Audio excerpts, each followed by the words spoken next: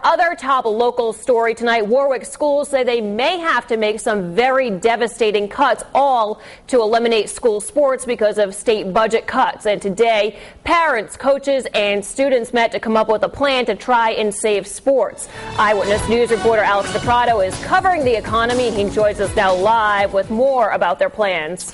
Well, Catherine, once the budget is approved by the City Council, the school committee will decide where to make the cuts. The idea to eliminate sports has been floated, and that already has parents and students coming up with a game plan. These fields and all others at Warwick schools could remain empty next year. Mayor Scott Avedisian's budget calls for a $9 million cut in funding to the city's schools, making for the real possibility extracurricular activities could be eliminated. Today, parents and athletes met at Veterans Memorial High School to come up with a plan to save sports. We're trying to just get our message out and say, find somewhere else to make the cuts from. Because of the budget crisis, Mayor Avedisian originally called for a $3 million cut in funding to schools, but the number was upped by about $6 million for a total of $9 million in cuts, now that state lawmakers have eliminated the money cities and towns get from the motor vehicle excise tax.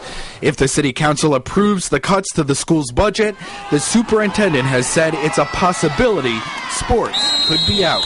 In schools across the country that drop sports, the grades drop, the increase in violence, gang-related things, arrests go up. But none of the cuts are written in stone yet.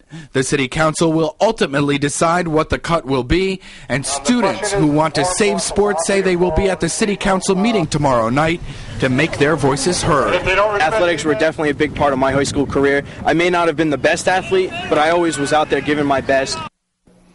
The City Council could approve a budget by tomorrow or Tuesday. We'll let you know what happens. I'm Alex DePrado, Eyewitness News.